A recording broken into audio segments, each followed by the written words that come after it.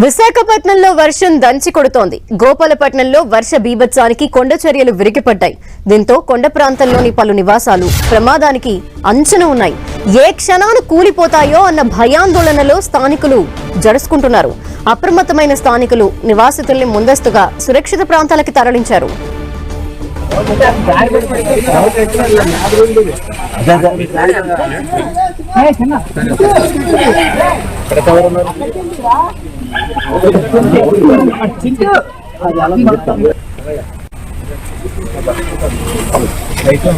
విశాఖపట్నంలో వర్షం దంచి కొడుతోంది. గోపాలపట్నంలో వర్ష బీభత్సానికి కొండ చర్యలు విరిగిపడ్డాయి. దీంతో కొండ ప్రాంతంలోని పలు నివాసాలు అంచున ఉన్నాయి. అవి ఏ క్షణానైనా కూలిపోయే అవకాశాలు కనిపిస్తున్నాయి. మనం చూస్తున్నాం ఆ కొండ మొత్తం వర్షానికి నానిపోయి రాలిపోతుంది మట్టి పెళ్లలతో. ఈ నేపథ్యంలో ఆ కొండకి అంచున ఉన్న ఇళ్లన్నీ కూడా కూలిపోయే స్థితిలో ఉన్నాయి. ఏ క్షణాన ఏం జరుగుతుందో అన్న భయాందోళన ఆ నివాసాల్లో ఉన్న వాళ్లలో కనిపిస్తోంది. అయితే స్థానికులు ప్రస్తుతం అప్రమత్తంగా ఉండాల్సిన అవసరం ఉంది.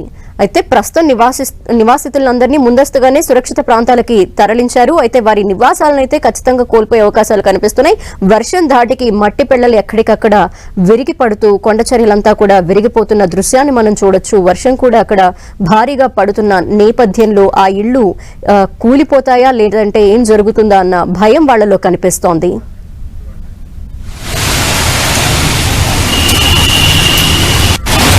మరిన్ని డీటెయిల్స్ మా ప్రతినిధి జార్జ్ అందిస్తారు. జార్జ్,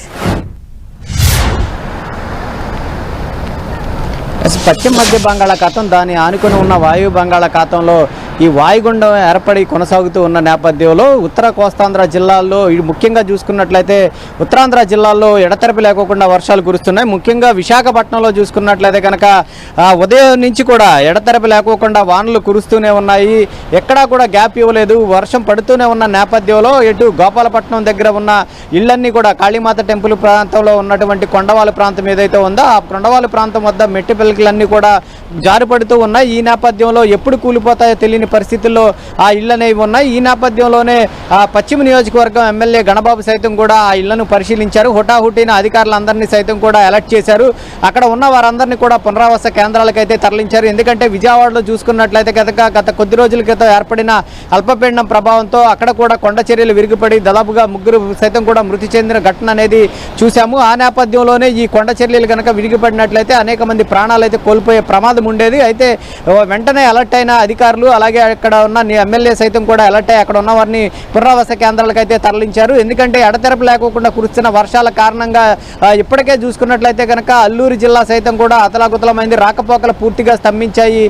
ఈ నేపథ్యంలోనే బస్సు ప్రమాదం సైతం కూడా ఒకటి చోటు చేసుకుంది. ఆ తర్వాత క్షతగాత్రులందరినీ కూడా హుటాహుటిన ఆసుపత్రికి తరలించారు. మరొక వైపు ఏదైతే రహదారులకు సంబంధించి కల్వట్లు సైతం కూడా కూలిపోతూ ఉన్న పరిస్థితి కనిపిస్తుంది. ఈ వర్షాల కారణంగా నిన్నటి నుంచి కూడా ఎడతెరపి లేకోకుండా కురుస్తున్న వర్షాల కారణంగా వాగులు వంకలు పొంగి పొర్లుతూ ఉన్నాయి. రాకపోకలకు తీవ్ర ఆటంకం ఏర్పడుతుంది.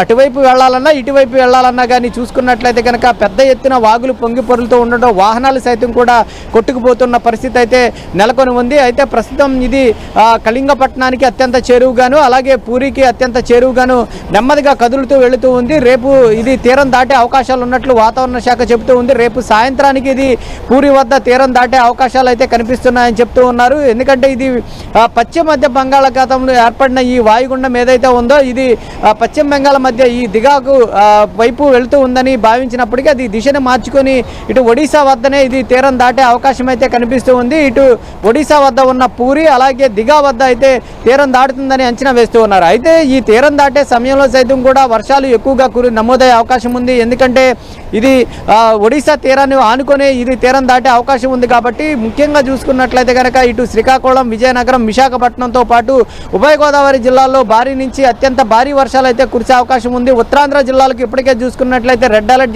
జారీ చేశారు. అలాగే ఉభయ గోదావరి జిల్లాలకు చూసుకున్నట్లయితే కనుక ఆరెంజ్ మెసేజ్ని అయితే జారీ చేయడం జరిగింది. ఈ నేపథ్యంలోనే లోతట్టు తీర ప్రాంత ప్రజలు అప్రమత్తంగా ఉండాలని చెప్తూ ఉన్నారు. ఇటు ఉత్తరాంధ్ర జిల్లాల్లో చూసుకున్నట్లయితే కనుక ఎడతెరపి లేకుండా కురుస్తున్న వర్షాల కారణంగా లోతట్టు ప్రాంతాలన్నీ కూడా జలమయమయ్యాయి. పూర్తిగా రాకపోకలకు సైతం కూడా తీవ్ర ఇబ్బందులు అయితే ఎదుర్కొన్నారు. ముఖ్యంగా చూసుకున్నట్లయితే కనుక మధురవాడలోని లోతట్టు ప్రాంతాలు ఏవైతే ఉన్నాయో అవన్నీ కూడా నీట మునిగాయి. దాంట్లో సైతం కూడా ఇది కొద్దిసేపటి క్రితమే ఎమ్మెల్యే గంటా శ్రీనివాసరావు కూడా పరిశీలించారు. అధికారులను సైతం కూడా అప్రమత్తం చేయడం జరిగింది. అంతేకాకుండా మరి ముఖ్యంగా చూసుకున్నట్లయితే కనుక జ్ఞానాపురం వద్ద ఉన్నటువంటి బ్రిడ్జ్ ఏదైతే ఉందో ఆ బ్రిడ్జి కింద కూడా ఈ వరద నీరు అనేది వచ్చి చేరడంతో అక్కడ కూడా రాకపోకలు అనేవి పూర్తిగా స్తంభించాయి. మరి ముఖ్యంగా చూసుకున్నట్లయితే కనుక ఇటు గౌరకంచరపాలెం దగ్గర చూసుకున్నట్లయితే ఒక గోడ సైతం కూడా ఈ వర్షాలకు వల్ల నాని కూలిపోవడం జరిగింది. అక్కడ పలు వాహనాలు సైతం కూడా ధ్వంసమైనాయి. మొత్తం మీద చూసుకున్నట్లయితే కనుక ఎడతెరపి లేకోకుండా కురుస్తున్న వర్షాల కారణంగా ఇటు లోతట్టు ప్రాంతాలు అయితే పూర్తిగా జలమయమైన నేపథ్యంలో ఇటు విశాఖ కలెక్టరేట్ సెంటర్లో సైతం కూడా కమాండ్ కంట్రోల్ రూమ్ని ఏర్పాటు చేయడం జరిగింది. అలాగే పోలీస్ సిబ్బంది సైతం కూడా కమాండ్ కంట్రోల్ రూమ్ ఏర్పాటు చేశారు. అలాగే టోల్ ఫ్రీ నెంబర్లు సైతం కూడా ప్రజలకు ఇవ్వడం జరిగింది. ఎప్పుడు ఏ సమయంలో ఎటువంటి విపత్కర సమయం అయినప్పటికీ కూడా కాల్ చేసినట్లయితే స్పందించేందుకు ప్రతి ఒక్క మండలాల వారీగా సైతం కూడా అధికారులు అలర్ట్ చేశారు. వాళ్ళందరికీ కూడా కమాండ్ కంట్రోల్ రూమ్ ద్వారా ప్రజలకు ఎప్పుడు ఏ అవసరం వచ్చినా తక్షణ సహాయం అందించేందుకైతే వారిని సిద్ధంగా ఉంచారు. ఇటు అల్లూరు జిల్లాలో చూసుకున్నట్లయితే కనుక ఇటు వాగులు వంకలు పొంగిపొర్లుతూ ఉన్నాయి కాబట్టి వాటిని దాటే ప్రయత్నం చేయొద్దంటూ కూడా అధికారులు ఇప్పటికే హెచ్చరికలు జారీ చేయడం జరిగింది. ఎందుకంటే ఎడతెరపి లేకోకుండా గత 4 రోజుల నుంచి కూడా అల్లూరు సీతారామరాజు జిల్లాలో అత్యధికంగా వర్షపాతం అనేది నమోదవుతూ ఉంది. ఈ నేపథ్యంలోనే వాళ్ళు అత్యవసర పరిస్థితుల్లో అయినప్పటికీ కూడా దాటాలన్నా కూడా తీవ్ర ఇబ్బందులను అయితే ఎదుర్కొంటూ ఉన్నారు. ఈ నేపథ్యంలో కొంతమంది సాహసం చేసి తాళ్ల సాయంతో ఇటు నుంచి ఇటు వెళుతూ ఉన్న పరిస్థితి ఉంది. అయితే ఇప్పుడు కురుస్తున్న వర్షాల కారణంగా ఈ వాగులు వంకలు పొంగిపొర్లుతూ ఉండడంతో వాటి ఉధృతి కూడా బాగా పెరిగింది. వర్షాల కారణంగా వాటి ఉధృతి కూడా బాగా పెరుగుతున్న నేపథ్యంలో వాటిని ఎవరిని కూడా దాటే ప్రయత్నం చేయొద్దని అధికారులు ఇప్పటికే హెచ్చరికలు జారీ చేశారు. ఎందుకంటే వాటిని దాటే ప్రయత్నం చేసేటప్పటికీ ఆ వాగులు ఉధృతి దాటికి కొట్టుకుపోయే ప్రమాదం ఉంది కాబట్టి ప్రజలంతా కూడా అప్రమత్తత వ్యవహరించాలని చెప్తూ ఉన్నారు. ఇక అనకాపల్లి జిల్లాలో చూసుకున్నట్లయితే కనుక 7 సెంటీమీటర్లకు పైగా వర్షపాతం అనేది నమోదైంది. మొత్తం మీద ఉత్తరాంధ్ర జిల్లాలో చూసుకున్నట్లయితే కనుక 7 నుంచి 10 సెంటీమీటర్ల వరకు కూడా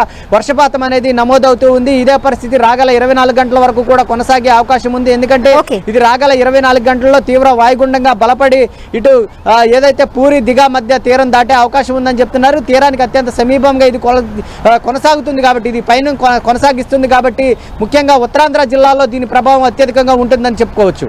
థ్యాంక్ యూ జోర్జ్.